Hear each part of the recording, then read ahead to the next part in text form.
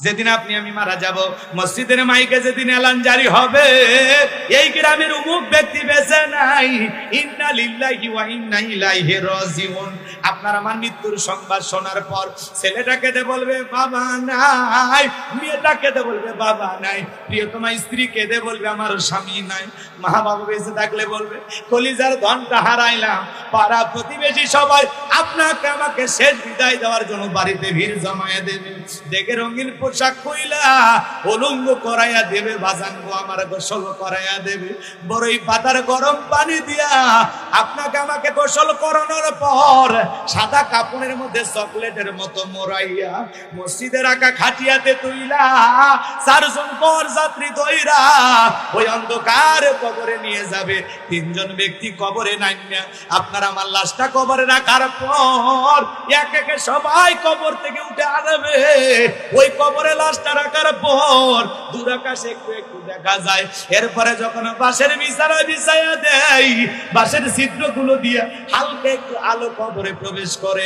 এরপরে যখন কবরে মাটি দিয়া দেয়, কবরে হয়ে যায় ঘোর অন্ধকার।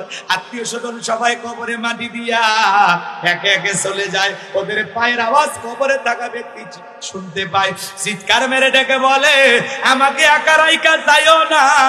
কবরে থাকা ব্যক্তির চিৎকার দুনিয়ার কেউ শুনতে পাই না। আমার নবী বলেন যে কবরে চলে গেল তার চাইতে অসহায় আর কেউ নাই। আমার নবী বলেন ক্বালা রাসূলুল্লাহ সাল্লাল্লাহু আলাইহি সাল্লাম ইন্নামাল কুবুরু রাউযাতুম মিন রিয়াদিল জান্নাহ আও হুফরাতুম মিন হুফারিন নার। রাহু তিরমিজি। বিশ্বনবী ডেকে বলেন যে ব্যক্তির আমল ভালো, মৃত্যুর সঙ্গে সঙ্গে আল্লাহ রাব্বুল আলামিন তার কবরটাকে জান্নাতের বাগান বানায়া দিবেন। বলুন সুবহানাল্লাহ। আর যে ব্যক্তির আমল খারাপ, আও হুফরাতুম মিন হুফারিন নার, তার কবরটা হবে জাহান্নামের আগুনের গর্ত। আমার নবী যে এক জায়গায় বসা, জিবরাইল এসে বলেন নবী গো এই মুহূর্তে একটা আওয়াজ হলো, আপনি কি শুনতে পাইছেন? আমার নবী বলে হ্যাঁ শুনতে পেয়েছি। জিবরাইল ডেকে বলেন নবী গো আজ থেকে 70 বছর আগে আল্লাহ রাব্বুল আলামিন জাহান্নামের গর্তের মুখে একটা পাথর ছেড়ে দিয়েছেন। এই মাত্র জাহান্নামের তলদেশে গিয়ে পাথরটা পৌঁছাইলো। চিন্তা করেন বাজান গো আমার, একটা পাথর জাহান্নামের গর্তের মুখে ফেলে দিলে 70 বছর লাগে নিচে পড়তে।